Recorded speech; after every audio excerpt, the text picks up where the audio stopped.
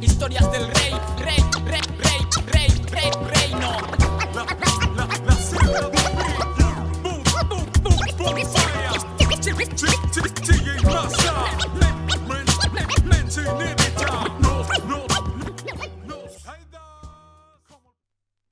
El rap me lo topé en la radio, en ese primer boom, a principios de los 90. Entonces, de alguna manera, esa música, desde que la escuché por primera vez, ha sido como una de las pocas certezas en mi vida. Y ya posteriormente, pasó ese boom, ¿no? Y igual yo crecí. Pero ya para el 95, 96 ya me llegó otro rap en el que escuchaba palabrotas, ¿no? y me sorprendió mucho eso, para empezar por el hecho de que no sabía cómo habían permitido que alguien grabara eso, ¿no? Entonces pues escuché a ciertos grupos como Mexicans y El Control también en su momento, Delinquent Habits, ¿no? Entonces esa certeza que había sentido así cuando más morro, así como fue como que regresó, y en eso a partir de ahí empecé a construir mi vida, ¿no? O sea, todo lo que se ha revelado, todo lo que ha venido siendo, ha sido a partir de ese ritmo, que sigo diciendo que es algo que me sucedió, porque no es como que yo haya salido a buscarlo ni nada así, sino esa sensación como de certeza que no me explico hasta ahora. Entonces esos fueron mis inicios o mis contactos con el rap. Creo que sí es importante una primera como audiencia, ¿no? Alguien que te diga a huevo, rifas, o estás diciendo algo que a huevo, sí traes en el morral, ¿no? Creo que el KRS-One en alguna ocasión escuché que decía eso, ¿no? Que el hip hop era como un proceso como de crear valor, ¿sabes? O como de crear valor así social, ¿no? De que alguien te diga que, o de alguna manera sentir tu valía a partir de algo que haces, ¿no? Y tú mismo también, o sea, cuando reconoces el trabajo de otra persona, que dices, güey, tú rifas, ¿no? O estás diciendo algo que siento de alguna manera, o me identifico con eso, ¿no? Entonces, pues sí, tuve en algún momento así algunos camaradillas, así que empecé a balbucear cosas, y de pronto pues se empezó a dar todo, ¿sabes? Y de nuevo con esta sensación como de certeza que no sé de dónde vino en su momento, y así ha sido, luego ha seguido el proceso ese, ¿no? Empezar a escribir, empezar a leer. Yo empecé a leer, todo esto empezó ya relativamente tarde en mi vida, o sea, pasados mis 20. Lo digo teniendo como criterio que mucha gente empieza mucho más joven a darle, ¿no? Y mucha banda tiene esta historia de que pasan del graffiti, o pasaron del graffiti al rap. Bueno, en mi caso no fue así. Entonces, sí, ya pasado a los 20, 21 años empecé a garabatear cosas, y fue como asumí como una especie de compromiso de que, bueno, si voy a escribir, tengo que leer, y nunca había leído en toda mi vida. Entonces, pues era tanto respetaba como la práctica del arte, de la música rap, que pues me obligué a mí mismo a tomármelo en serio en ese sentido. La 3G, bueno, yo conocía desde antes, yo los vi en vivo, yo vi en vivo a Trigarante, y vi en vivo a School 77 en el Roché, en el mítico Roché. Ahora, la primera vez que yo fui a una tocada de rap, me acuerdo mucho de haber visto, o sea, yo he sido una persona algo solitaria, entonces cuando fui la primera vez a una tocada de rap dije, aquí están los raperos, aquí se juntan los raperos, aquí este es el lugar de los raperos, porque de repente veía todo, pues no sé, la vestimenta, el lenguaje corporal, un montón hay de aspectos, ¿no? que de repente ahí los vi todos reunidos, ¿no? Y me acuerdo mucho de haber visto a School 77 allá afuera. Ahí andaba el vato con un gorrito, y es como que aquí está el rap, ¿no? En la ciudad, ¿no? Y me acuerdo mucho de la percepción que tuve de Trigarante, la presencia escénica de Trigarante. Y fue como que, órale, o sea, se sintió una presencia escénica como más, como más plantada, ¿no? Había cierta banda, ¿no? Así que dices, este trae presencia escénica, este no. Y eventualmente, ya luego vino el primer encuentro con School 77. Fue a través de School 77 que vine a parar aquí, a este espacio que es donde he grabado todos mis trabajos.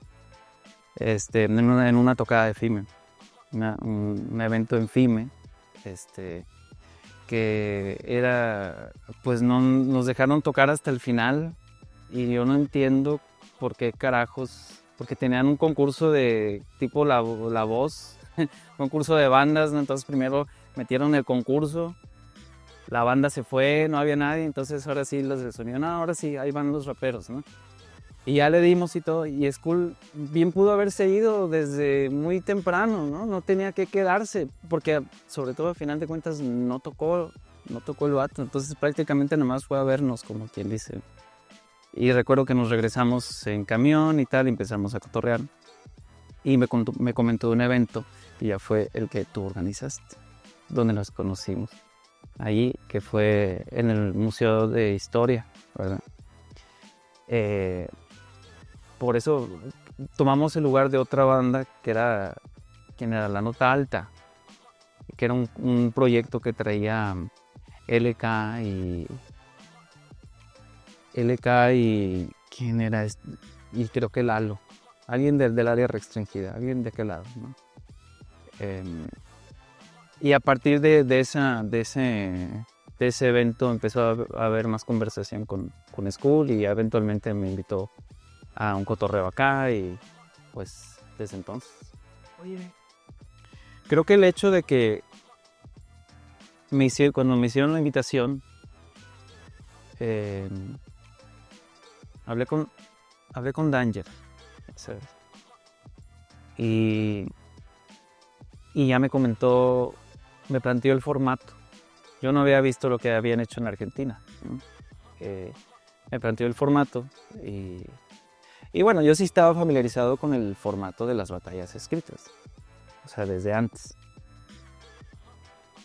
Veo muchas batallas escritas, o sea, en inglés, primero en inglés, aquí ahí me lo topé primero, y luego ya, y me dicen, no, bueno, es que aquí se trata de desarrollar ciertas temáticas, y hay un tercer round que va a ser como ya modo batalla, ¿no? Y me dice, pero es opcional, está abierto, se esperaría que fuese batalla, pero si no quieres meterte con tu rival o lo que sea, pues ya es cosa tuya, tú ves, ahí qué tal. Y la verdad, desde que empezó a salir el formato de batallas escritas con Speed, yo en su momento fue como, ¿le entro o no le entro? Porque alguna vez, cuando iba Sig Morrison a darse a la Ciudad de México contra el Kobe Maldonado, se vio ahí. Me dijo, ¿qué pedo? Pues este vato, el Ethos está armando este cotorreo y tal. ¿Qué pedo? Le digo, ¿quieres una? ¿Quieres entrarle una? Por la cuestión que está, pues esta cuestión de que son escritas y al final de cuentas es el trabajo en lo que... Yo desde que empecé a rapear o sea, para mí el freestyle no era no era mi pedo, no era mi cotorreo. Yo decía, nada, freestyle no. Lo mío es escritura total. Entonces, bueno, hasta final de cuentas es escritura, ¿no? Y tal, pero... Bueno, ya ahí lo traje como posibilidad. No me animé. Dije, no, ¿qué le voy a decir? O sea, como que la mentalidad o el esquema, la mentalidad de batallero, pues realmente nunca la he tenido. Y pues ya se dio esa y acepté porque me sentí como en un espacio relativamente seguro, ¿no? De que, bueno, se trata de desarrollar un tema, no tengo que meterme con mi rival. Y ya, entonces voy a ir a decir las cosas que yo quiero decir acerca de ciertos temas. Pero ya luego que me dicen, pues es contra Visor. Yo no me imaginaba contra quién me iba tocar, enfrentarme. Y bueno, Visor, no conocía mucho de él, yo solo lo vi batallar aquí en un speed que hubo aquí en el escena. Y ahí lo vi darle contra Caronte. O sea, yo ahí conocí a Visor. Ahí lo conocí. Y ya me dice, no, pues vas contra el Visor, ¿no? Y dije, bueno, pues a ver. No conozco mucho de él, o sea, había visto esa batalla y dije, o sea, sí hubo. Estuve presente en esa batalla, estuvo chida. Pero luego ya me clavé, pues, la estrategia que cada quien puede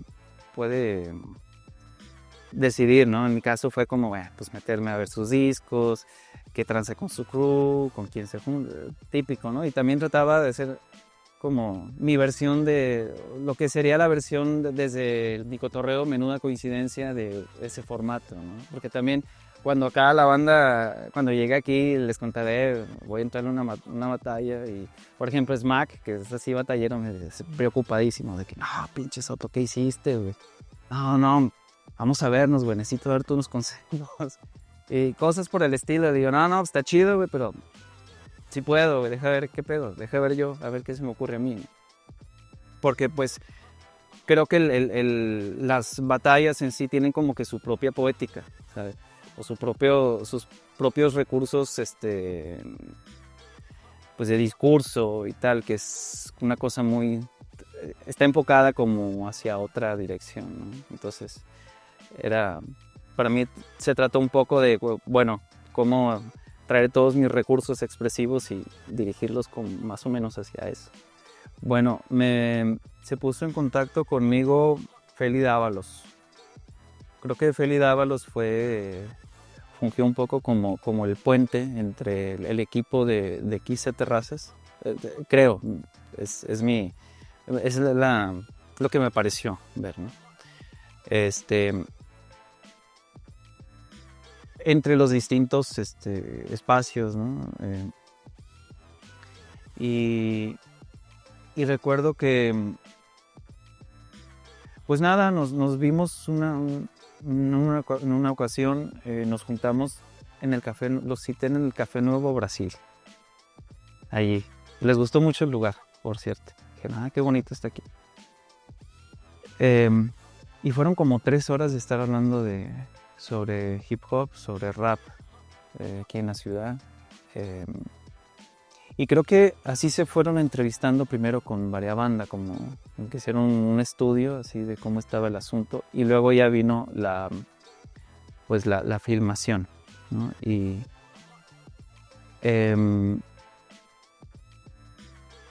a mí en general las cámaras me han hecho, siempre siento muy como incómodo, muy tenso, muy rígido a veces, pero ya es cosa mía, ¿no? Entonces, pues así me sentí durante la filmación un poco, ¿no? Pero tranquilo, una cosa así rara, ¿no?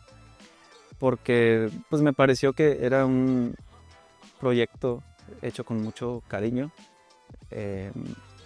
y así lo sentí en todo momento, ¿no? Entonces grabamos ahí en el Puente del Papa, porque es un espacio que yo ahí estuve durante mucho tiempo, ¿no? Y que lo siento que es parte de mi historia, ¿no? ¿Sí?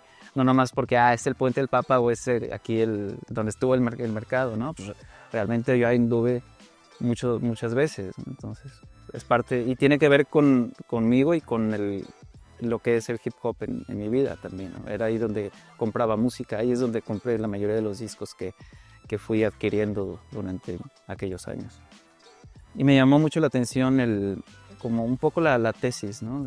O lo que me pareció que fue la tesis, ¿no? Como la lengua como el hilo conductor. ¿Qué tienen todos estos raperos en común? Gente tan distinta a veces una de la otra, pero que a la final de cuentas están usando el mismo código, y a partir de ese mismo código, de esa misma práctica están, creo, esto de construir valor a veces para uno mismo, ¿sí? de valor propio o amor propio a través de una práctica, ¿no?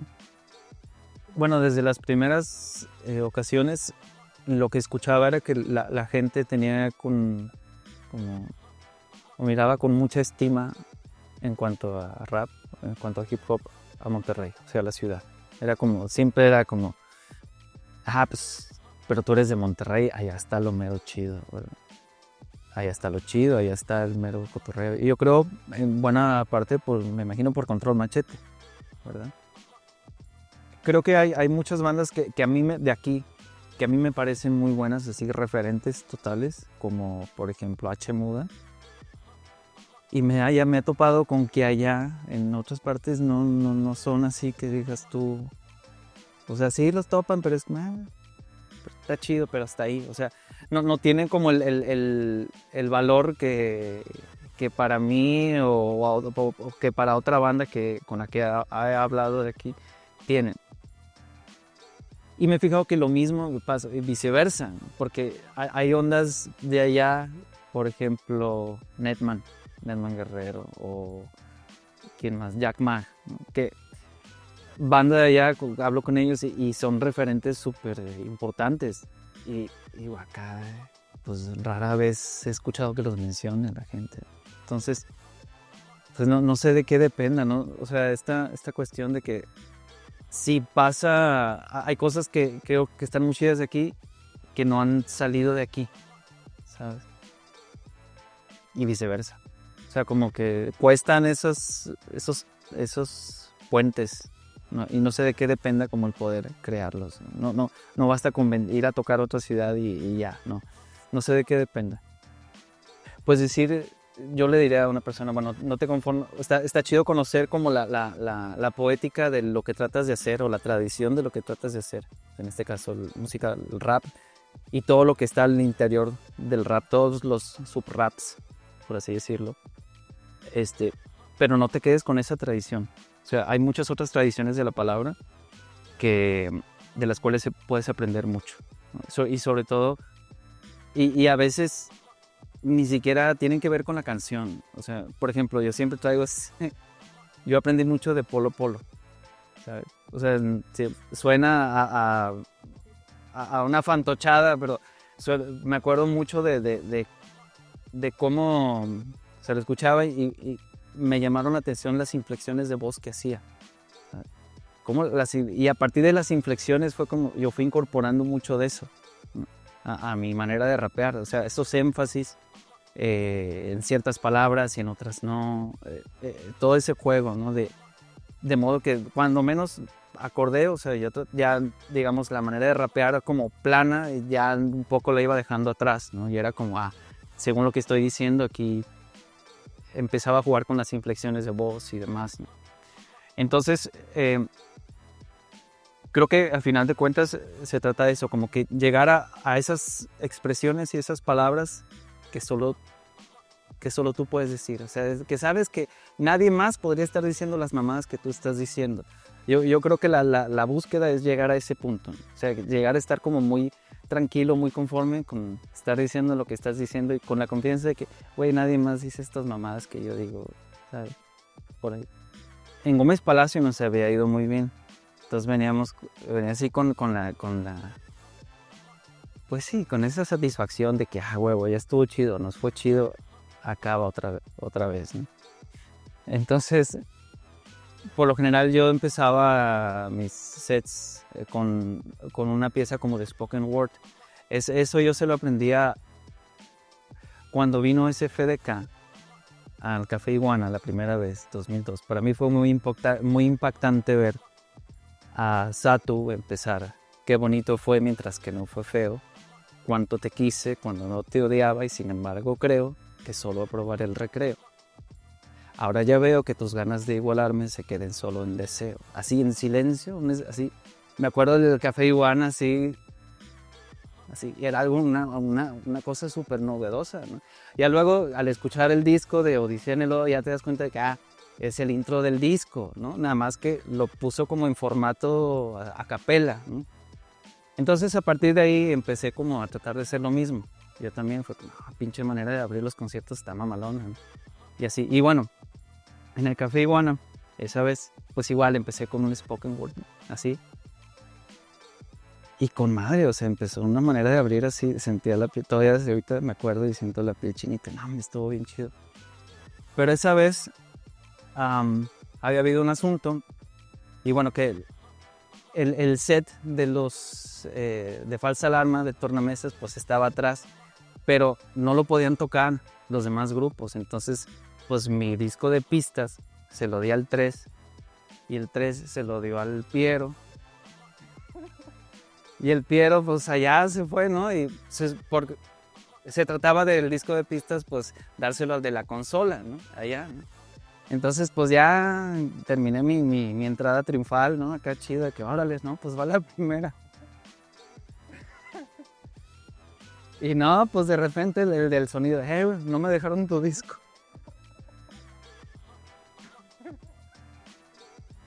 Entonces, pues yo estaba así como, no, pues yo se lo di, ¿no? Y volteé con 3, así de que no, yo se lo di.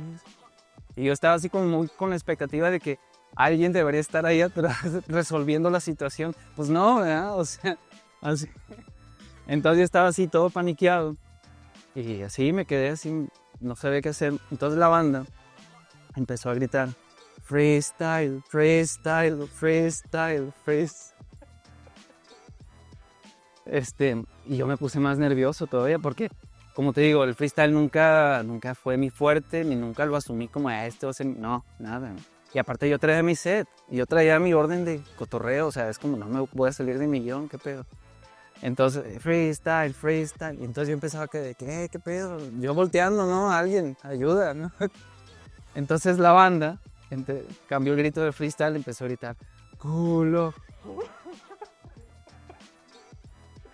Culo. No, yo me paniqué más, así, gacho, y yo creo que el Luna de H Muda me vio así de que no, hombre, este pobre hombre no sabe qué hacer.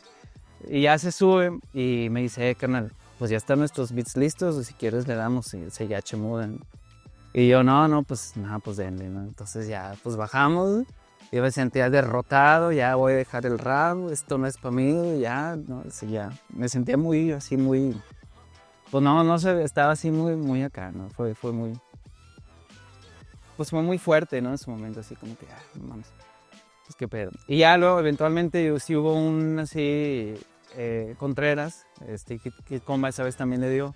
Entonces ya, antes de que, ya eran los últimos ellos, ya luego seguía Falsa Alarma, entonces ya habló con la banda, ¿no? De que ahorita hubo un pedo con los beats de Menuda. ¿Qué pedo? ¿Quieren escuchar? Y toda la banda, sí, Menuda, y ya, ¿no? Entonces...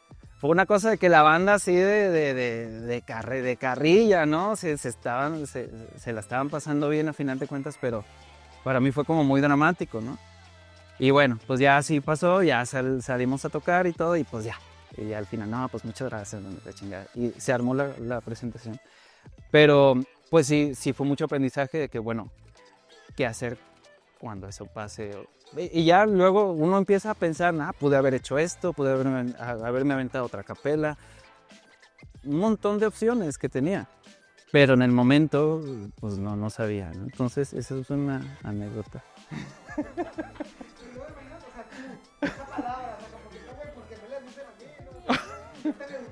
Sí.